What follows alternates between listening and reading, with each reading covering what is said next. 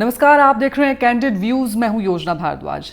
US के army withdrawal के बाद तालिबान के लिए अफगानिस्तान पर पूरी तरह से कब्जा करना काफी इजी गेम रहा। जितनी आसानी से तालिबान 2.0 ने अफगानिस्तान पर कब्जा कर लिया है, क्या उतनी ही आसानी से इसे रशिया, चाइना, पाकिस्तान, ईरान और कई वेस्टर्न कंट्रीज से भी रिकॉग्निशन मिल सकती है। 1996 में जब तालिबान ने अफगानिस्तान पर कब्जा किया था और सरकार बनाई थी, उस समय हार्डली 2 से 3 कंट्रीज ने इसे रिकॉग्नाइज किया था, जिसमें ऑब्वियसली पाकिस्तान भी था। बट तालिबान 2.0 में डिफरेंट सिचुएशंस बन रही हैं। 1996 में इंडिया ने तालिबान रन गवर्नमेंट को रिकॉग्नाइज नहीं किया था, लेकिन अब 2021 में इंडिया वेट एंड वॉच की पॉलिसी फॉलो कर रहा है, क्योंकि अगर चाइना और रशिया तालिबान लेड गवर्नमेंट को रिकॉग्नाइज कर लेते हैं, जिसके चांसेस काफ़ी हाई हैं, तो इंडिया के लिए मुश्किल हो जाएगा 1996 के स्टैंड को फॉलो करना। फरवरी 2020 में दोहा पीस टॉक्स में तालिबान के साथ डील साइन करके और अफगान गवर्नमेंट को साइडलाइन करके अमेरिका तालिबान को काफ़ी हद तक रिकॉग्नाइज कर चुका है। और ये बात अलग है कि डील की शर्तें तालिबान ने नहीं मानी, विच इज़ क्वाइट ऑब्वियस। अब तालिबान से इस तरह की उम्मीद रखना अमेरिकन एडमिनिस्ट्रेशन का ओवर कॉन्फिडेंस नहीं है तो फिर और क्या है। भले ही तालिबान 2.0 बदला बदला सा दिख रहा है, स्टिल इंडियन पर्सपेक्टिव से अफगानिस्तान में तालिबान का कब्जा होना एक बड़ा कॉज ऑफ कंसर्न है। अब इंडिया के सामने क्या परेशानियां खड़ी हो सकती हैं तालिबान के अफगानिस्तान के इस टेक ओवर के बाद?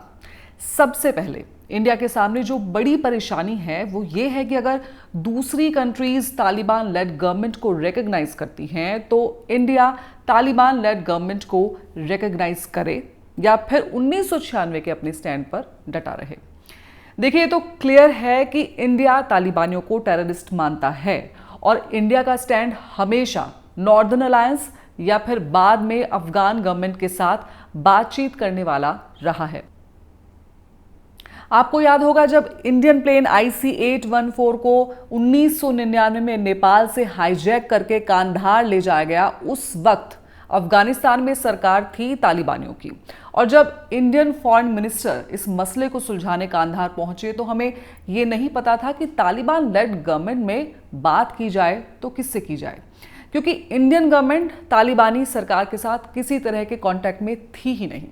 पर अब तालिबान 2.0 की बात करें तो फिलहाल ऐसा लग रहा है कि Taliban is not repeating its previous regimes mistakes. और इसका रीजन क्या है? रीजन है तालिबान अब इंटरनेशनल कम्युनिटी को कॉन्फिडेंस में लेकर चलना चाहता है। और इस सिचुएशन को देखते हुए इंडिया की स्ट्रेटजी है wait and watch, which means India doesn't want to be among the front runners to recognize Taliban-led government, पर शायद इंडिया आखिरी भी नहीं रहना चाहेगा। इसलिए रिपोर्ट्स के मुताबिक इंडिया ने कुछ चैनल्स ओपन किए हैं तालिबान से बातचीत करने के लिए। Let's see how it unfolds in the near future. अब सेकेंड इशू आता है कश्मीर का, जो इंडिया के सामने बड़ा कॉज ऑफ कंसर्न है, जिसे लेकर 2 अलग अलग व्यूज डेवलप हो रहे हैं। कुछ लोगों का मानना है कि इंडिया की सिक्योरिटी लेयर्स काफ़ी स्ट्रांग हैं, इसलिए तालिबान का अफगानिस्तान पर काबिज होना कश्मीर के लिए कोई इशू है ही नहीं। और वैसे भी तालिबान कश्मीर पर अपना रुख साफ कर चुका है कि ये भारत का इंटरनल मैटर है। बट अगेन सवाल फिर वही उठता है कि क्या तालिबान के इन स्टेटमेंट पर भरोसा किया जा सकता है? अब अफगानिस्तान में लश्कर-ए-तैयबा, लश्कर-ए-जंगवी जैसे पाकिस्तानी आतंकी संगठन पहले से ही मौजूद हैं और कश्मीर मुद्दे पर तालिबान पाकिस्तान के लिए हमेशा एक फोर्स मल्टीप्लायर रहा है। लश्कर-ए-तैयबा हो या फिर जैश-ए-मोहम्मद या कई दूसरी एक्सट्रीमिस्ट ऑर्गेनाइजेशंस, तालिबान की सो कॉल्ड जीत पर ये सब जश्न मना रहे हैं। इन सभी ऑर्गेनाइजेशंस के मंसूबे रहे हैं कश्मीर को डिस्टेबलाइज करने के। तो ऐसे में चिंता इस बात की है कि तालिबान के अफगानिस्तान पर काबिज होने से क्या इन सभी टेररिस्ट ऑर्गेनाइजेशन का हौसला नहीं बढ़ेगा?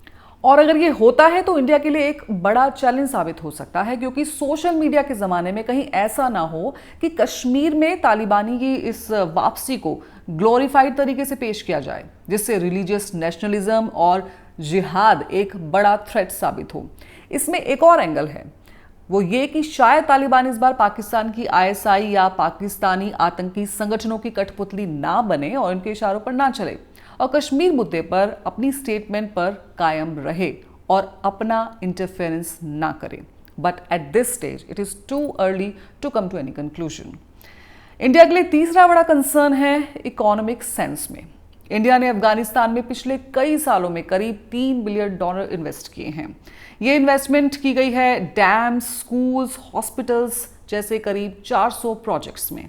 लेकिन अब तालिबान के पावर में आने से इन प्रोजेक्ट्स का फेट भी क्लियर नहीं दिख रहा और तालिबान ने हाल ही में इंडिया से सारे इंपोर्ट एक्सपोर्ट्स को भी बैन कर दिया है। इंडिया के लिए अब चौथा और सबसे बड़ा इशू है रीजनल पीस एंड स्टेबिलिटी, क्योंकि Pakistan Taliban China alliance India के लिए और ग्लोबल जियोपॉलिटिक्स के लिए एक बड़ा चैलेंज हो सकता है। अफगानिस्तान के वाइस प्रेसिडेंट पहले ही कह चुके हैं कि तालिबानियों की ट्रेनिंग पाकिस्तान मिलिट्री करती रही है और उन्हें सभी डायरेक्शंस आती हैं क्वेटा और पेशावर से।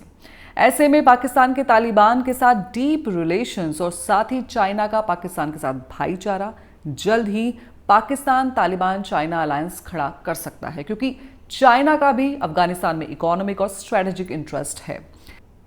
और चाइना के साथ साथ रशिया और ईरान ने अभी भी अपनी एम्बेसीज को काबुल में एक्टिव रखा है। इसका मतलब they might be ready to work with Taliban led government. और वहीं दूसरी तरफ तालिबान पर दबाव डालने के लिए यूएस लेड वेस्टर्न कंट्रीज एक प्रेशर ग्रुप क्रिएट कर सकती हैं।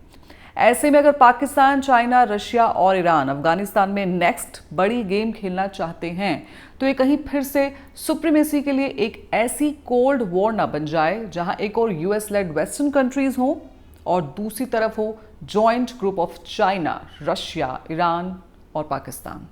ऐसे में अब इंडिया के पास क्या ऑप्शंस हो सकते हैं?